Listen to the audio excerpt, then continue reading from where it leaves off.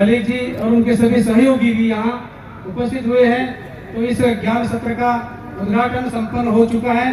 ये मैं घोषणा करते हुए इस सभा को, इस प्रमुख अतिथियों को देखने के लिए, उनको सुनने के लिए यहाँ आई है।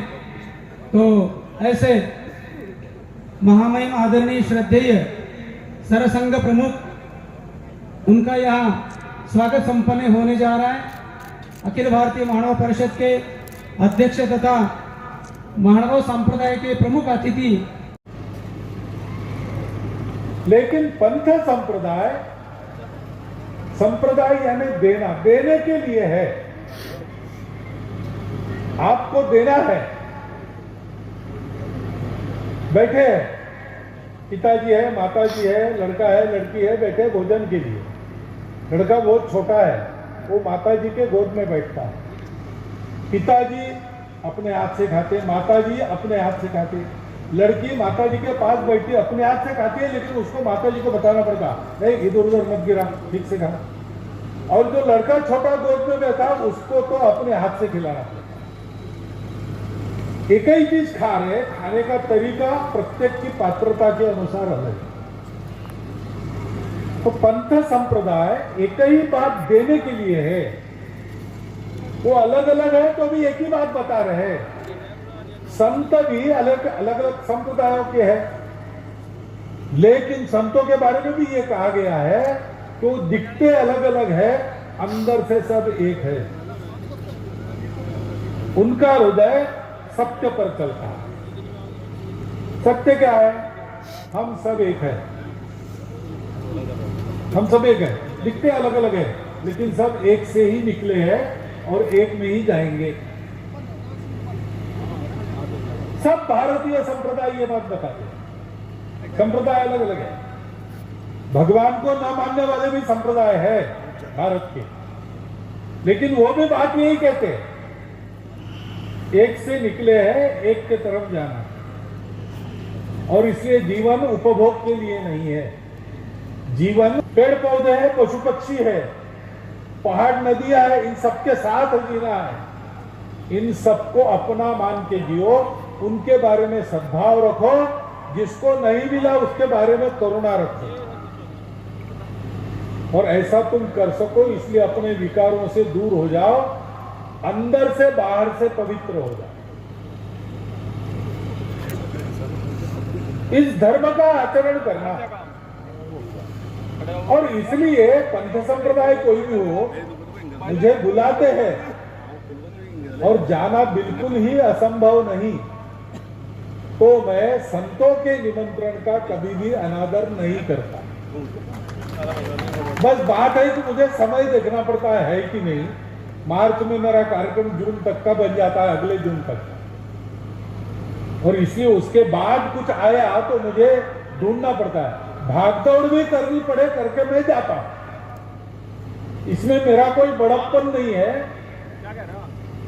मुझे लाभ होता है। उनको क्या लाभ होता है मुझे नहीं पता, लेकिन मुझे जरूर लाभ होता है, क्योंकि संतों का नाम लेने में ही इतना बड़ा लाभ है ऐसा बताया गया। तो संतों का संग पाने में, सत्संग में कितना बड़ा लाभ होगा। मैंने कोई पुण्य नहीं किया, मैं कोई पूजा वूजा रोज करता हूं, ऐसा नहीं है। बात होती है, आप भी करके देखिए, हिम्मत है, लेकिन फंसना नहीं है तो इसमें मत पड़िए, ये मैं बता देता हूँ। लेकिन ऐसा वो प्रेम से बुलाते हैं तो है समय तो मैं जाता हूं। बात है कि ये सब बातें हैं, उसका आचरण होना चाहिए। और अपने यहां पर सभी पंथ संप्रदायों का बहुत प्राचीन काल से उपदेश चल रहा है।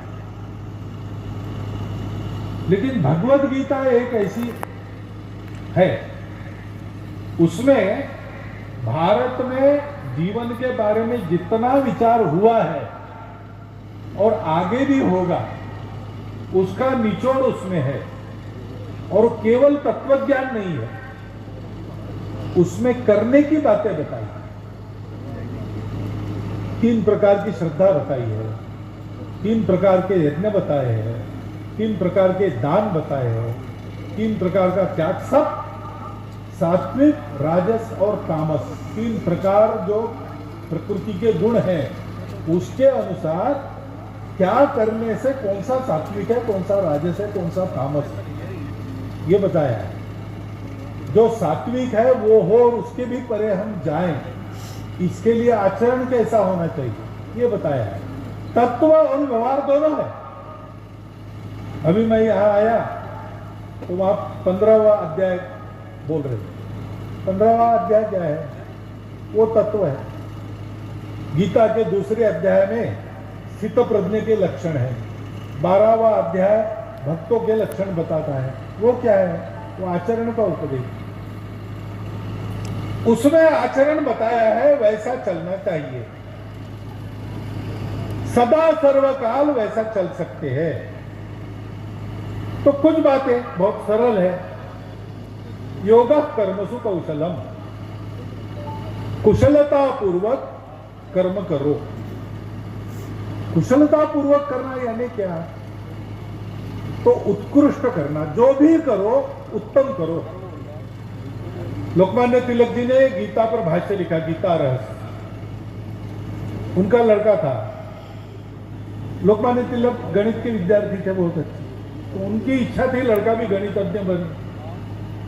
लेकिन लड़के ने उनको पत्र लिखा कि आपका आग्रह में गणित वाला बनूं, मुझे गणित में बिल्कुल रुचि नहीं, आप क्यों मुझको बार बार ये कह रहे हो? मुझे बनने दो जो मुझे, कल मुझे लगता है कि मुझे जूता सिलाना चाहिए, अच्छा जूते वाला बनना चाहिए, तो मैं वो बनूंगा, आपका क्या कहना है? तो तिलक जी ने उत्तर लिखा कि मेरा कोई कहना नहीं, तुमको जो लगता है वही तुम बनो, लेकिन ध्यान रखना अगर तुम जूता सिलाना चाहते हो जूता सिलाओ, लेकिन जूता ऐसा सिलाओ कि पूना के लोग कहे, शहर के, कि अगर जूता सिलाना है तो तिलक जी के लड़के से ही सिलाना। जो भी करते हो काम कम ज्यादा नहीं है, काम छोटा बड़ा नहीं है, काम पवित्र अपवित्र नहीं है। जिसको जो जैसा प्राप्त होता है कर सकता है, उसको ठीक करना। जो उत्कृष्ट है वो भगवान का।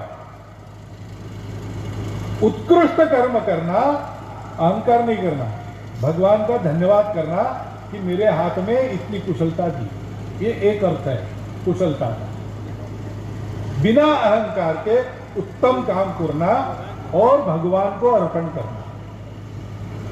फल के ऊपर मोह नहीं रखना।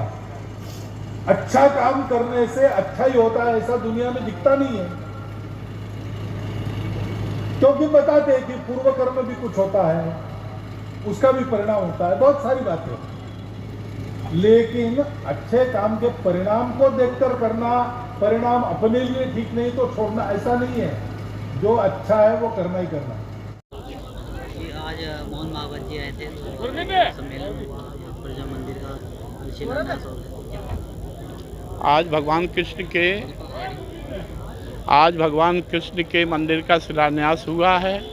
और मंदिर बनाना, ये जो बनाता है और जो बना के तैयार करता है, फिर भक्त लोग दर्शन करते हैं, जो बनाने वाले को भी पुण्य मिलता है, दर्शन करने वालों को भी पुण्य मिलता है। आज सरसंचालक मोहन भागवत जी आए, उन्होंने शिलान्यास किया, सभी संत आए इस कार्यक्रम में, और मैं इस कार्यक्रम की सफलता के लिए और ये जल्दी मंदिर बने और जल्दी श्रद्धालु यहाँ आएँ और दर्शन करें, उनका कल्याण हो। सभी को यहाँ पूजनीय श्री अनुपम मुनि महात्मा जी ने बड़े बड़े संत महात्माओं को, ज्ञानियों को, संतों को आमंत्रित किया है और उनके आमंत्रण का स्वीकार करके कहूँ कि भगवान कृष्ण ही एक ऐसे जीवंत, या ये कहूँ कि एक ऐसे प्रत्यक्ष देव हैं जिनका क्षण भर में कहीं भी दर्शन और आभास मनुष्य को होता है। कृष्ण वो जो बचपन जिया तो आज भी बच्चे को माँ कहती है कहना क्या कर पुकारते हैं। जिसने युवा अवस्था जिया तो आज भी कहते हैं बड़ा कन्हैया बना फिरता है। जिसने युद्ध लड़ा तो ऐसा जब 5 निर्वासित बच्चों को विश्व की अक्षुणी सेना के समक्ष खड़ा किया और विजयी बना दिया, और जिसने ज्ञान दिया तो श्रीमद् भगवत गीता जैसा, जिस पर हजारों नोबल कुर्बान। मैं उम्मीद करता हूं कि ऐसे ही मंदिर के भविष्य के प्रचार प्रसार के लिए आज आधारशिला। कुछ पार्टियां यहाँ जैसे संगठनों का अरे सर